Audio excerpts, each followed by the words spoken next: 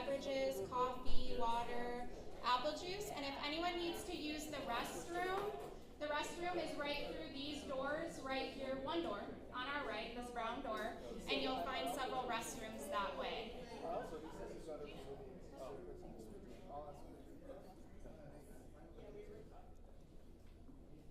Awesome, thank you. To get us started, we have Vincent Ferris here, the CEO of Meals on Wheels. Thank you, DW. Welcome, everyone. Happy Tuesday. Welcome to Campus of Grace. We always love having people here at the home of Meals on Wheels, but having a room full of people, our two more mayoral candidates, all of you, everybody here is dedicated to make the quality of life of all of our San Antonians better. And that always warms my heart. And so for that, I say thank you, thank you, thank you. So welcome. It is an honor to have you two. We look forward to a great discussion. And DW, I'll give it back to you. Awesome. I actually have something for you, Vincent, as well as a thank you for always hosting us. Meals on Wheels is so gracious. They love to have our meetings here.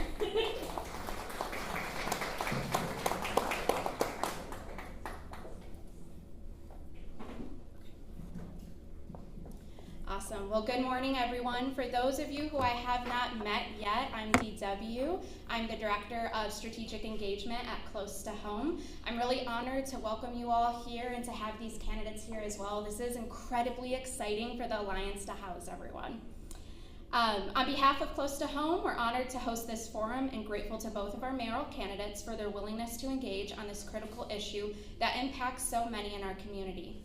Before we begin, I'd like to take a moment to go over a few key ground rules to ensure a respectful and productive space for dialogue. I know y'all got this. I know you guys very personally, so it'll be okay. This is a structured forum. There'll be no live question and answer from the audience. Each candidate has received the same questions and will have equal time to respond. It'll be 3 minutes each. We ask that all audience members remain quiet and respectful throughout the event. No clapping, cheering, or interruptions during candidate responses. Any heckling or disruptions will result in removal from the space so we can maintain a fair and focused environment for everyone. This is a space to listen, learn, and engage in civic dialogue. Thank you again for being here and for caring about the future of our city. Now it's my honor to introduce someone who exemplifies community-centered leadership, LaJuana Chambers Lawson, the president of the COC Board of Directors. She'll share a few words and help us open today's forum. Please help me welcoming LJ.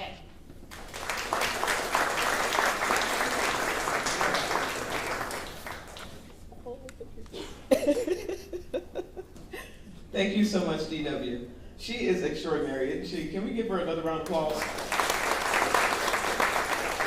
And Katie as well, but I'm going to introduce her next. Thank you to the Alliance for joining us today for this very important discussion on housing and homelessness. My name again is LaJuana Chambers Lawson. I go by LJ for short, and I proudly serve as the president of the COC Board of Directors for the COC and Close to Home. This forum represents something much bigger than politics. It represents the power of community, collaboration, and shared commitment to ensuring everyone in San Antonio and Bexar County has a place to call home. Over the last 10 years, the Alliance to House Everyone has made incredible strides thanks to the dedication of more than 60 partner organizations that make up our continuum of care. Together, we tackled some of the most pressing challenges facing our unhoused neighbors through collective action and innovation. We launched initiatives like Housing Surge, which rapidly connected over 500 people experiencing homelessness to permanent housing. We rallied as a community through the 90 and 90 Family Challenge, securing housing for 90 families in just 95 days. And we united around our Veterans Challenge, ensuring that those who served our country are not left behind when it comes to stable housing. None of this happens by chance. It happens because advocates, service providers, government partners, and people who have experienced homelessness themselves come together around a common goal and a shared belief that homelessness is indeed solvable. At the heart of that collaboration is Close to Home, formerly known as the South Alamo Regional Alliance for the Homeless, the coordinating agency for the COC. Their leadership, advocacy, and commitment to compassionate, Data-informed strategies have shaped how our community responds to homelessness. They support our alliance by securing critical funding of over $22 million annually, identifying gaps in services, coordinating across sectors, and driving forward policies that work. It's now my pleasure to introduce the Executive Director of Close to Home, someone who leads with purpose and partnership, Mrs. Katie Wilson. Katie is a tireless advocate and a systems-level thinker who helps make this collaboration possible. She has been with Close to Home since the beginning and is passionate about ensuring everyone has a place to call home. She will walk us through the structure of the homeless response system and moderate today's forum. Please join me in welcoming Ms. Katie Wilson.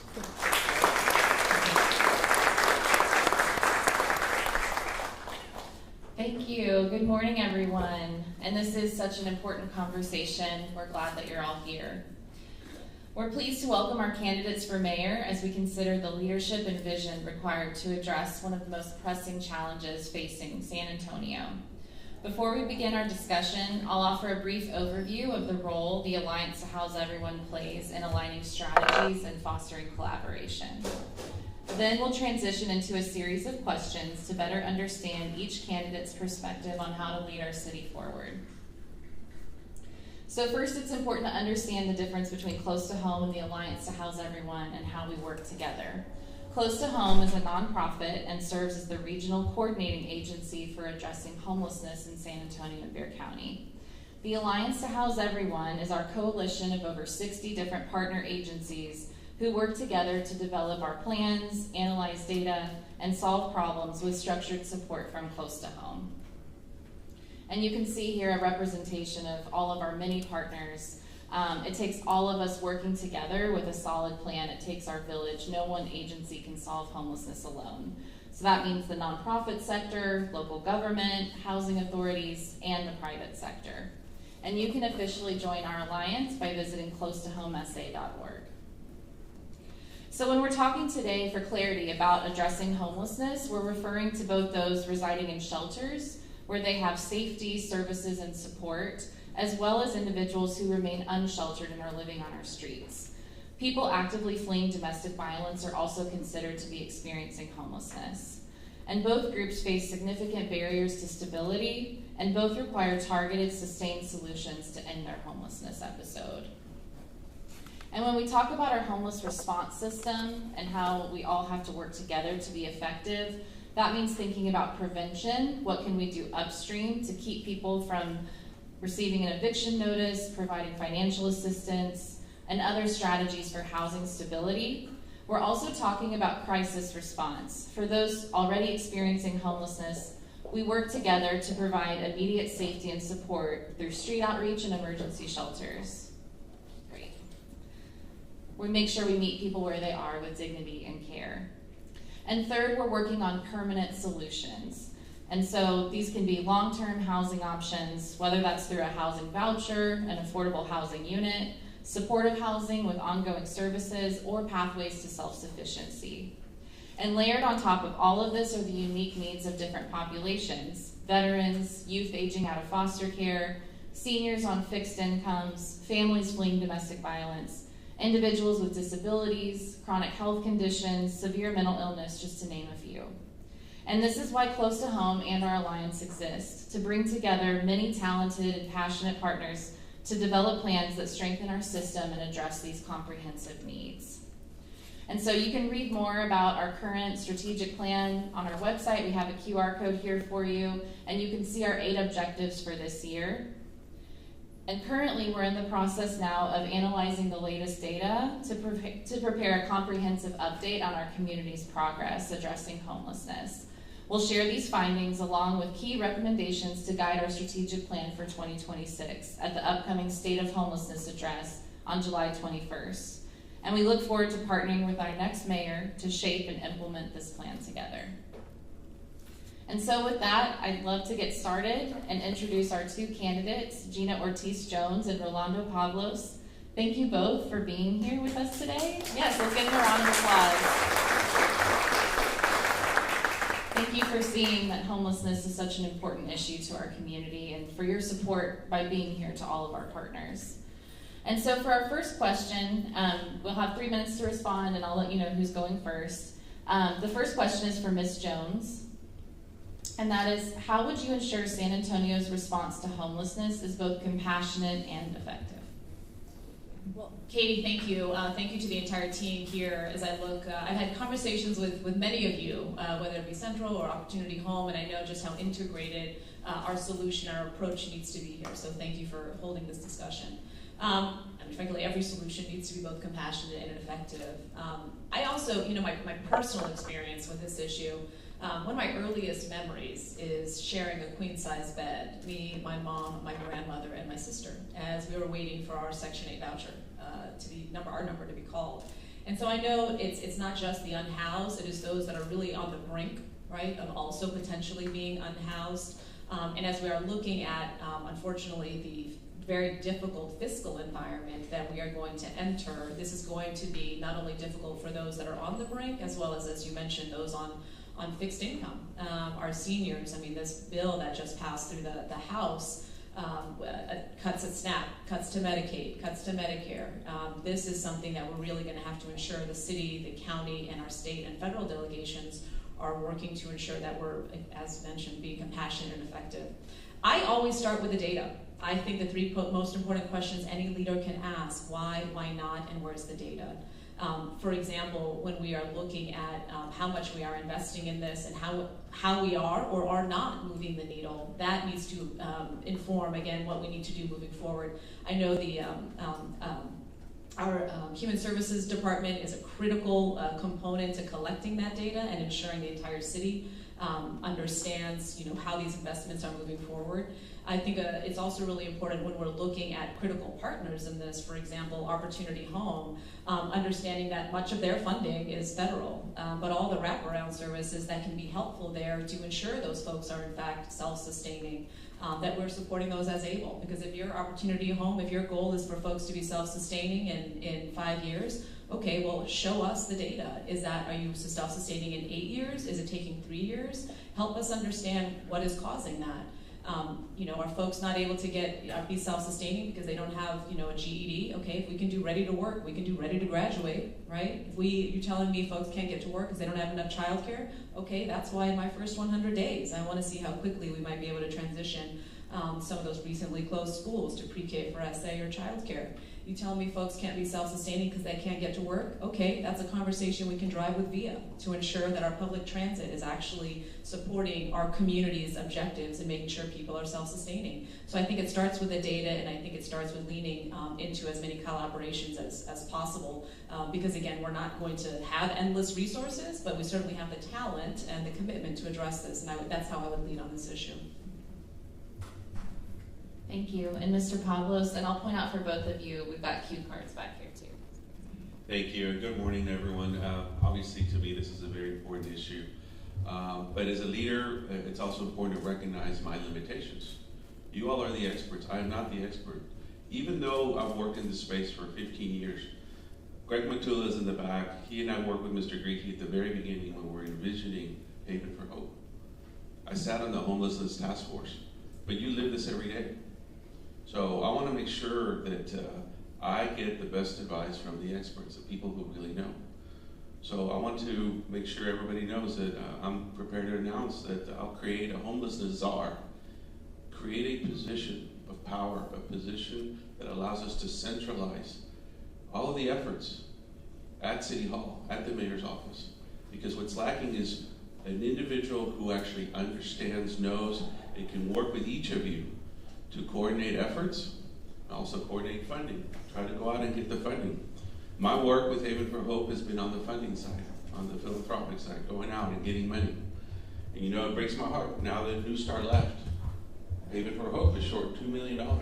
And other organizations that are in this room have also fallen short of their funding because of the philanthropic void that has been created because of Haven for New Star leaving. So I want to be able to work with you, but I will do it through a position that centralizes the power, that works with you, and ensures that everybody here is coordinating in the proper way, and that we address this extreme challenge in a very effective manner. All right, thank you to both candidates. And so our next question will go to Mr. Pablos first. What role do you believe the mayor should play in driving system-wide solutions to homelessness, especially when it comes to coordinating efforts between the city, county, and private sector?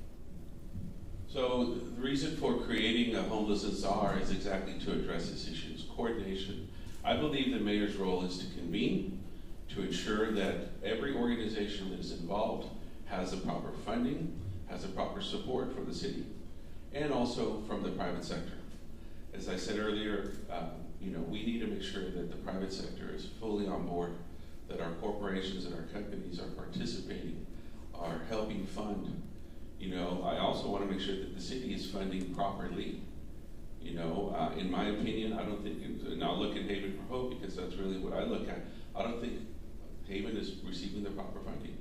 And I don't know about your organizations, but I also want to look at them to make sure that you have what you need to be able to work through this effort, because homelessness is a very difficult topic, and you all are the experts. So I'm going to lean on you to tell me what your funding needs are, and then also what your metrics are, so that we can make sure that we also have accountability for the taxpayers. Okay, thank you. And same question, Ms. Jones. I think one of the mayor's most important jobs is being a chief communicator about what is happening, where we're moving forward, why things are happening. And so some of the challenges in our community are not only because corporations have left. There's also because of the federal DOGE cuts that many of you here are very familiar with, cuts to your funding, cuts to the very support services, the federal agencies that you all collaborate with to make sure that we're addressing this in our community. So that's why I'm very concerned, when the governor says he wants to do his own Texas DOGE. Traditionally, that has been on the backs of the most vulnerable, to include the unhoused. So I think it's important when we're thinking about system-wide solutions, we're also identifying these system-wide challenges to our ability to effectively collect the information and address the needs to make sure that we're moving in a direction that is, as mentioned earlier, compassionate and effective. But yes, I think the mayor really sets the tone in terms of how this is not only important to treat people with compassion, but also be very clear. I had a conversation with Centro here about their downtown efforts, and many business leaders that have headquarters downtown, and the impact that the unhoused and some of those challenges as it relates to cleanliness, et cetera. Just the reality when you have a significant sizable population of unhoused downtown, what that means for the economy, what that means for tourism. So I think we can speak to, again, what are the system-wide solutions, but also understand we have to act with urgency because this is something that is also affecting our economic livelihood. Okay, thank you. Our next question is, in your view, what are the primary drivers of homelessness in San Antonio, and how would you address them? And this is to Ms. Jones first. I think many of us have seen, unfortunately, the number of folks that are, clearly the one unhoused, but are dealing certainly with mental health challenges. Certainly, maybe also a combination of substance abuse. Right, that's what we see. I think to the discussion earlier about what we don't see, those working poor seniors, right, that may be now living out of their car, or those folks that are couch surfing, the folks that we don't see, but we need to consider when we're thinking about how do we make our community as economically strong as possible. Which is why I think it's important that we're looking as much on the prevention side as possible. How can we work more strongly with the county and some folks in this room to ensure our mental health resources and support is adequate? We can anticipate where we may see some additional needs, especially, again, as you all know, in a very tough fiscal environment. I think it's also important as we look at the opportunities we have. We've got the 27 bond, right? I've heard from many of you the importance of making sure we have enough mental health beds in our community. That bond is an important resource to do that. So I think there are, when we look at the importance of substance abuse, addressing those challenges, the mental health resources, and working as much as we can. I get my own care through the Department of the VA, and making sure that we are in constant collaboration with them to ensure that where there are resources to address and support certain populations uniquely, that we are leaning into those. Certainly here in Military and City USA, we owe it to nearly 16% of our population that is either active duty or veteran to ensure we're well taking care of those folks.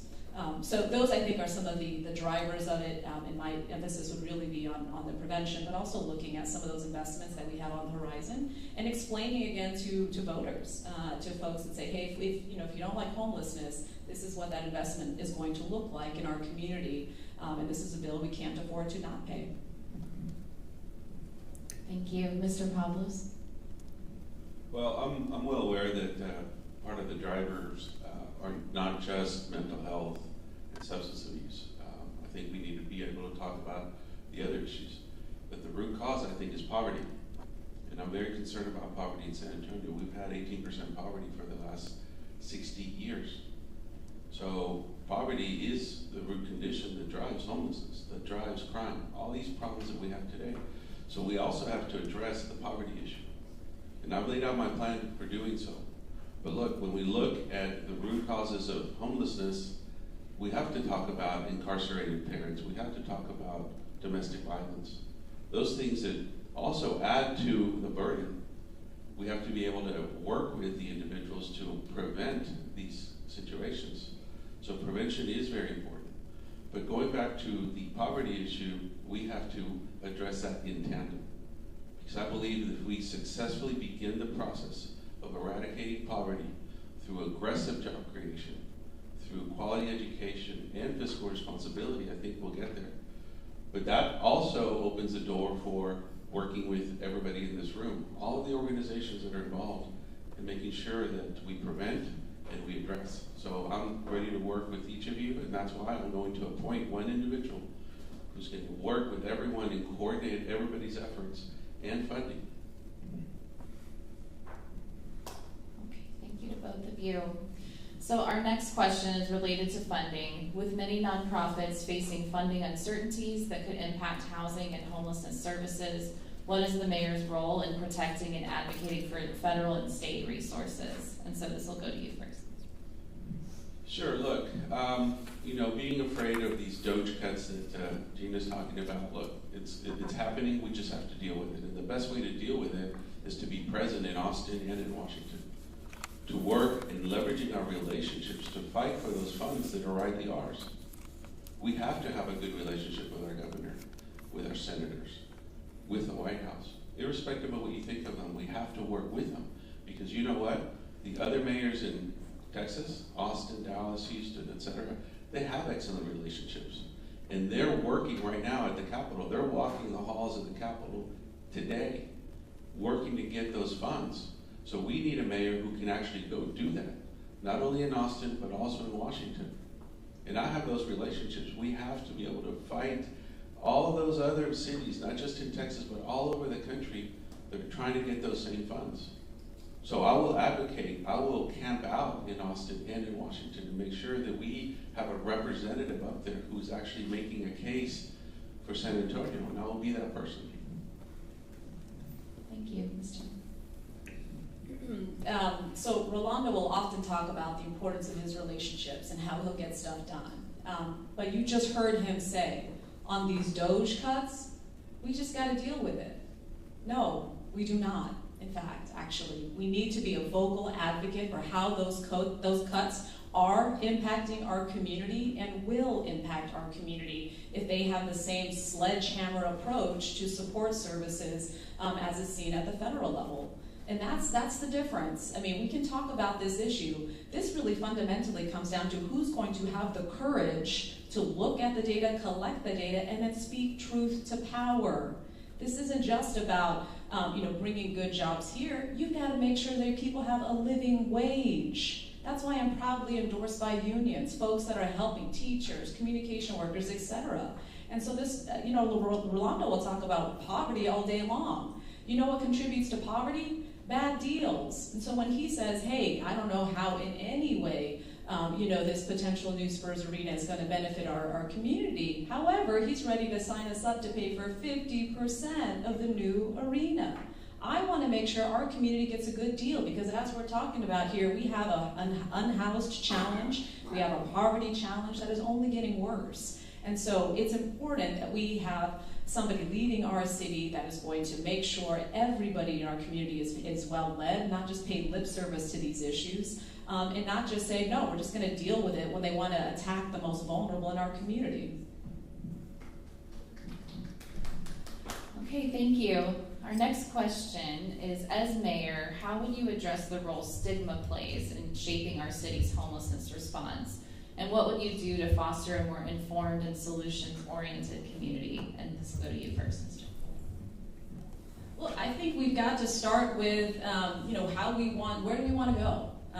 Today we are dealing with the unhoused, but if we do this right, then we are dealing with somebody that enters back into our community as a contributing member, right? Maybe that somebody is employed, is contributing in a way that they can. I think that is how we explain to our community the importance of investing in prevention so folks are not needlessly unhoused. But if we do this right, we will in fact have people self-sustaining within 5 years, like we want at Opportunity Home. I think we always have to explain to folks, again, the return on investment in these solutions, and then explain the opportunity cost. If we don't take these steps, though, we will continue to see, unfortunately, people unhoused, on the brink of being unhoused in our community, and nobody wants that, right? So I think it's a conversation about these solutions, as we have seen in other places, lead to outcomes X, Y, and Z. And at the end of the day, that is less unhoused, that looks like more permanent supportive housing,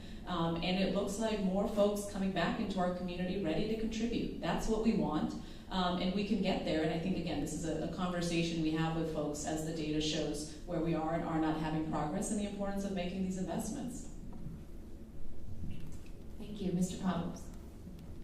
Part of the reason why I want to have one point person, or one individual who handles this, is also to be able to communicate the reality and address the perception of homelessness, making sure that our community is well informed about what homelessness really is and who they are.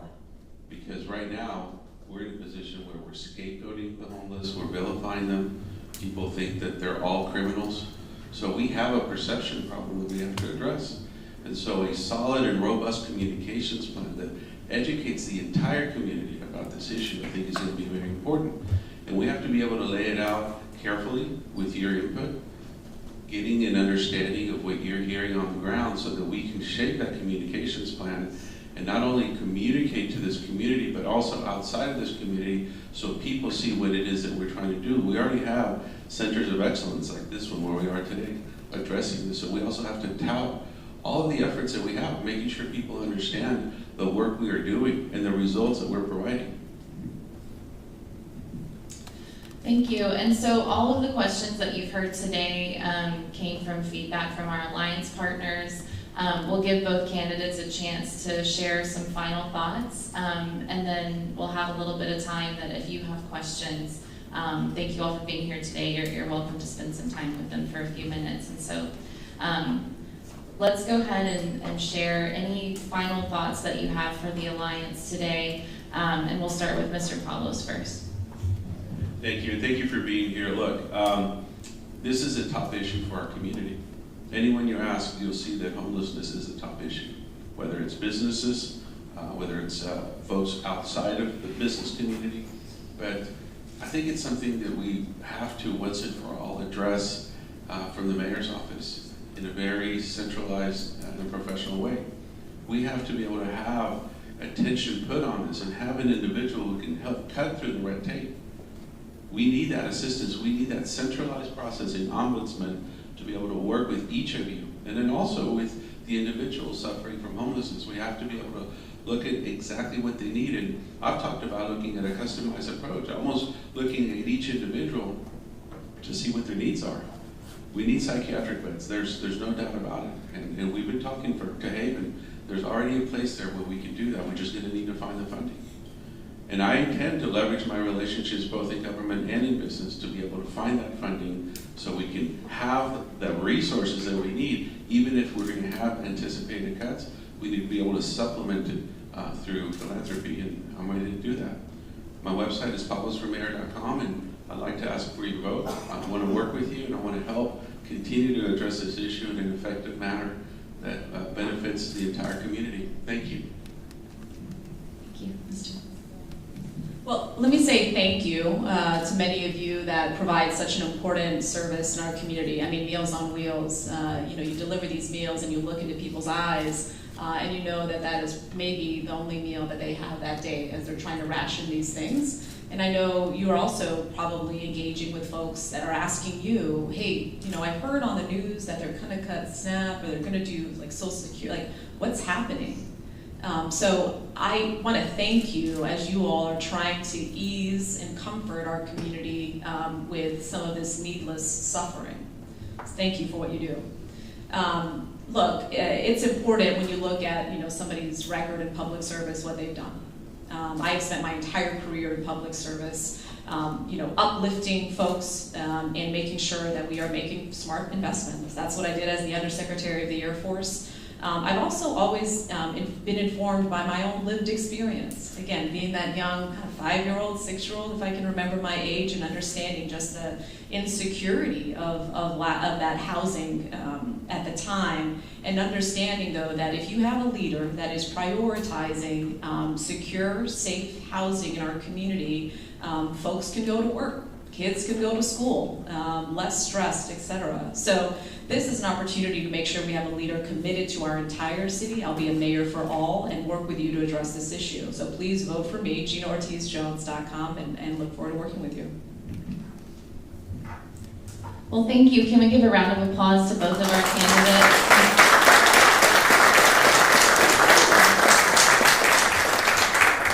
It really means the world to everyone in this room to have you both here and to know that we'll have strong leadership focused on this issue come June or July. So thank you. And to everybody in the room, your voice and your vote matter deeply. And we've seen local leadership plays a pivotal role in shaping how we respond to homelessness. And this election is an opportunity to drive real, lasting change right here in our community. So early voting begins today and runs through June 3rd. Election. Yeah, you've got some time. Election day is June 7th. So let's stay engaged, let's vote, and then the real work begins. Thank you.